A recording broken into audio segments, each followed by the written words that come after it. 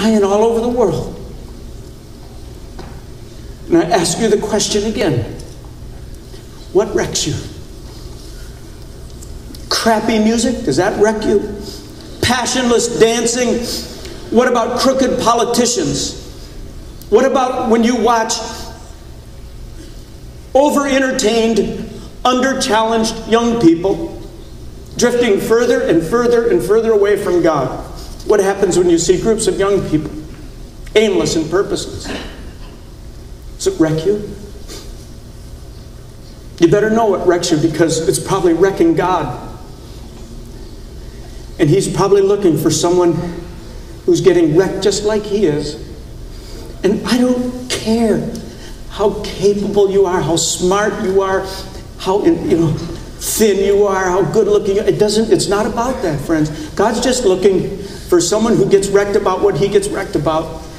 And then He wants to sign you up and give you a vision that will relieve that anxiety in you and get you on the solution side of something, and that will motivate you for a long time. Now let me settle down for a moment, take a chill pill, as my kids tell me once in a while. Can I be very painstakingly practical about this holy discontent thing for just a few moments? Let me give you several observations about it as I've been thinking about it. I don't believe that every time something affects you deeply, that it automatically becomes your God-given calling or your personal assignment. I think as God works in our lives, turning us into fully devoted followers of Christ, turning us into increasingly compassionate people, I think many of society's ills should ring our bells and should break our hearts and prompt us to action of some sort.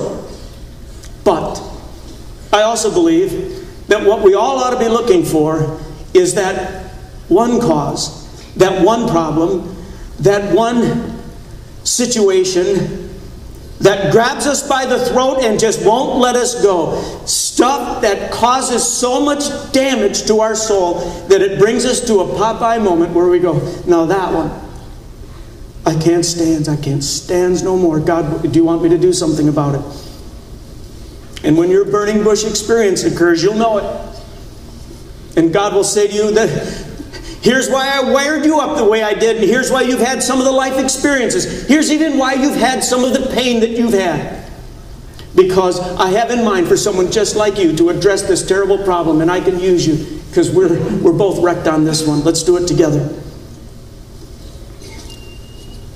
I was talking with a Hispanic man a few months ago. I was talking about this subject matter, and I said, how did you wind up leading this multicultural church that's so phenomenally loving across racial lines and so? And the guy looked at me and he said, well, I grew up in a white church. We were the only Hispanic family, and we felt devalued every single time we went to church. We weren't included. We heard the remarks. We saw the hate. And we finally got to a point where our family couldn't stand it anymore, and we had to leave. And he said, when I walked out of that church the last time, I just said to myself, I can't stand racism in churches. And he lived with that until God gave him the vision to start a multicultural church, which he leads today in a magnificent way. So not every societal ill is your personal assignment, but there's one out there with your name on it, because it wrecks you and it wrecks God, and He wants you to do something about it. Here's another bit of counsel regarding holy discontent.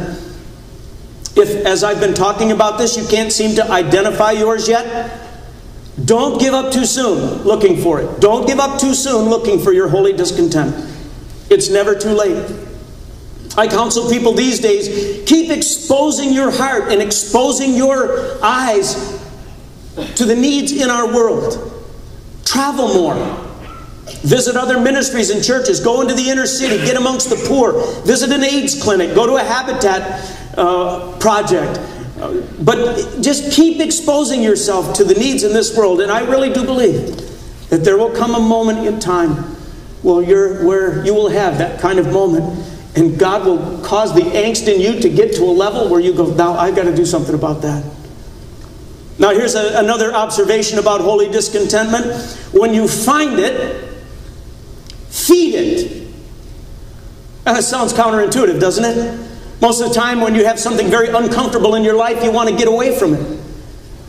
But if the plight of the poor becomes your holy discontent, increase your exposure to the plight of the poor. Rearrange your life so that you can see afresh the horrific conditions that some people are forced to live in, and listen afresh to the frustration of those who are trapped in cycles of generational poverty.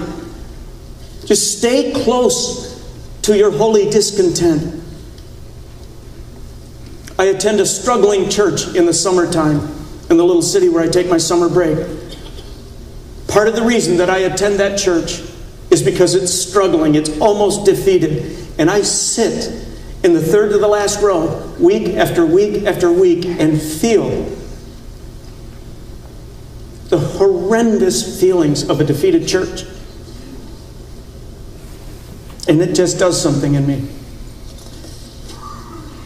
And on that drive home from that church, most weekends, sometimes it's a little different, but most weekends, I just feel that kindled holy discontentment that I want to give the rest of my life with a serving towel over my arm to help churches do better. As we close.